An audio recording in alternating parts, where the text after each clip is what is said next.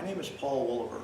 I'm the owner of Pinellas Power Products, and this is my extended runtime fuel kit for the Champion 15,000 watt peak generator or 12,000 watt continuous generator.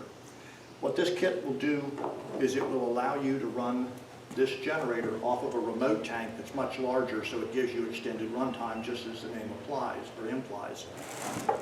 The first question that I often get is, with your kit installed, can I still run off the stock tank? The answer is yes.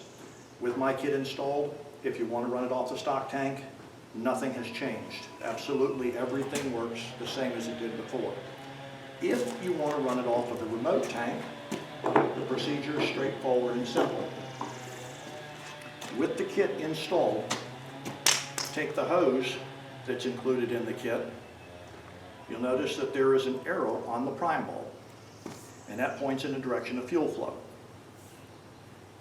There is an arrow on the quick disconnect on the end that goes to the generator, and on the end that goes to the fuel tank.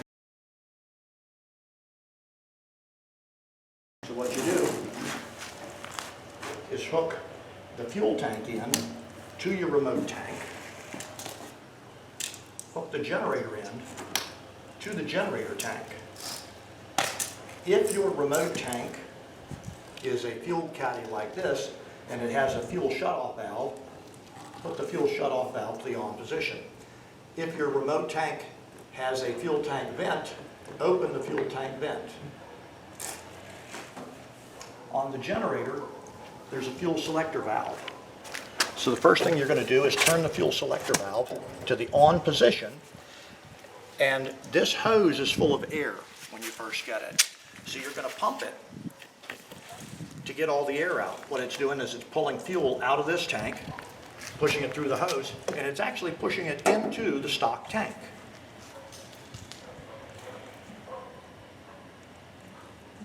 Okay, so once you got all the air out, you would then start the generator, and with the generator running, then go ahead and move the fuel selector valve to the off position. And that's covered in this instruction decal. And step 7 is not a misprint. With the fuel selector valve in the on position, it pulls off the stock tank. With the fuel selector valve in the off position, it pulls off the remote tank. So I'm going to go ahead and start the generator up. I will then shut it down so we can hear each other again.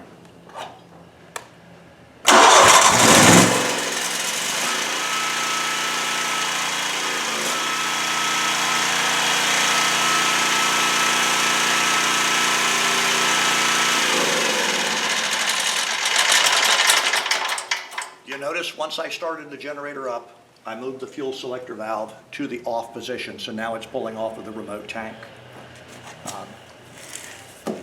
A little bit of background on that real quickly. That is by design, because I don't want there to be any way that you could accidentally transfer, say, 30 gallons of fuel in a remote tank into the stock 5-gallon tank. So the stock tank and the remote tank are on the vacuum side of the fuel pump. So if you ran it with the fuel selector valve in the on position and both tanks were full, it would then suck all the fuel out of the stock tank. And when the stock tank was empty, it would then suck air out of the stock tank and stall. At no time would it try to pull it from the remote tank unless the fuel selector valve is in the off position. It then has to pull through this hose and it'll pull the fuel out.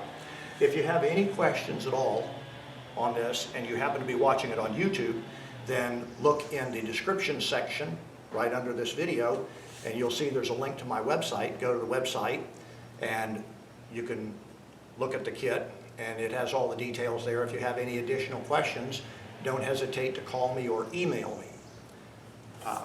Thank you for your time.